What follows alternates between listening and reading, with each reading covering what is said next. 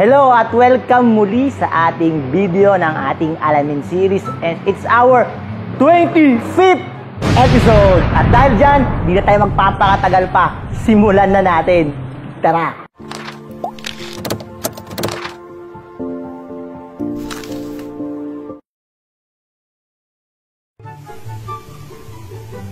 Face mask mo.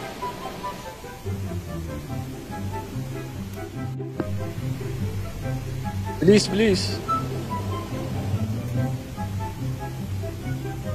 Yan. Oh, naka namang face shield.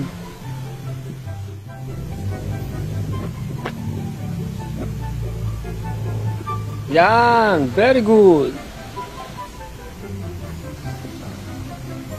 Oh.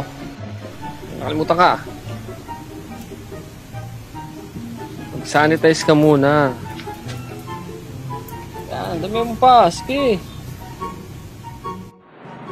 Throughout this pandemic time, we have learned the value of wearing mask, wearing face shield, at kung ano-ano pang mga bagay. Pero ang tanong lang is, ginagawa ba natin yon kasi dapat? Or ginagawa natin kasi nakikiusa lang tayo? Ang nababagay o magandang salitang pwede nating gamitin is yung tayo ba ay nasa estado ng nagkakaroon ba tayo ng kasiguruhan o kasiguraduhan? Mukhang napakunot yung ulo mo ah. Oo, kala mo magkaparesyan. Pero sa ating video ngayon, ating aalamin ang bagay na yan. Gusto kong tignan natin yung dalawang salitang ito, kasiguruhan at kasiguraduhan. Unahin na natin ang salitang kasiguraduhan o certainty sa English. Sabi doon, it means having no doubt about something on the basis of evidence. Or in short, ito yung pagkakaroon natin ng kumpiyansa base sa mga bagay na nakikita natin, na eksperyensya o nasaksihan natin. Ano naman yung kasiguruhan, Aber? Ang kasiguruhan naman o assurance sa salitang English, it means intend to give full confidence out of faith. Or sa madaling salita, ito yung pagkakaroon natin ng confidence sa mga bagay-bagay na nakabase sa ating pananampalataya. Yun pala yun. Now I know. Marahil nalilito ka pa rin. Pansinin natin ang sinabi sa Biblia. Sabi sa Hebrews chapter 11 verse 1. Now faith is confidence in what we hope for, and assurance about what we do not see. The point here is we're not saying na ang certainty o kasiguraduhan is ang kabaliktaran ng pananampalataya. Because certainty is not the point of faith. And the only difference between kasiguraduhan at kasiguruhan is the word faith. Now look at this verse. Sabi sa 1 Corinthians chapter 13 verse 9 to 12. For we know in part and we prophesy in part, but when completeness comes, what is in part disappears. When I was a child, I talked like a child and thought like a child. I reasoned like a child. When I became a man, I put the ways of childhood behind me. For now we see only a reflection as in a mirror. Then we shall see face to face. Now I know in part, then I shall know fully, even as I am fully known. Balang araw tayo mga mananampalataya will have absolute certainty, and our faith will be fulfilled. Habang ala pa tayo doon, we must be content with the assurance o kasiguruhan na ang Diyos is at work, kanyang mga plano at mga pangako ay tiyak na mangyayari.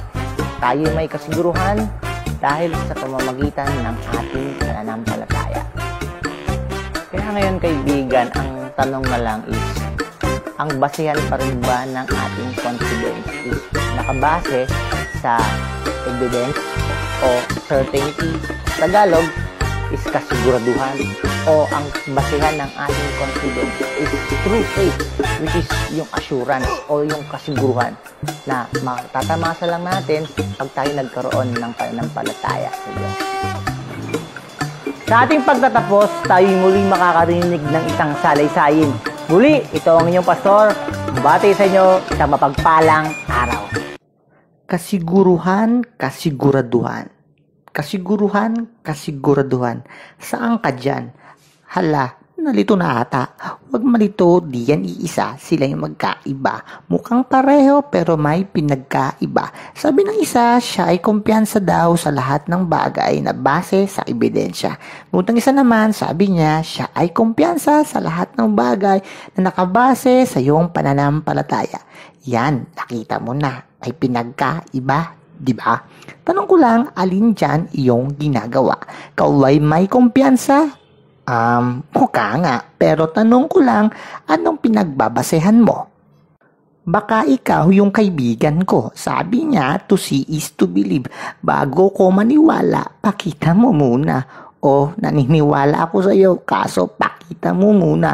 Gusto ko ng ebidensya. Kaibigan, paalala ko lang, sinabi sa Biblia na maniwala ka kahit di mo nakikita. At ang tawag dyan ay pananampalataya, na ikaw ay may kumpiyansa at ikaw ay may kasiguruhan sa mga bagay na di mo nakikita. Kaya kaibigan, kasiguruhan di kasiguraduhan. Ang dapat kasi ito'y nakabase sa ating pananampalataya. Muli, isang mapagpalang araw sa bawat isa sa atin. Pagpalain po tayo ng ating Panginoon.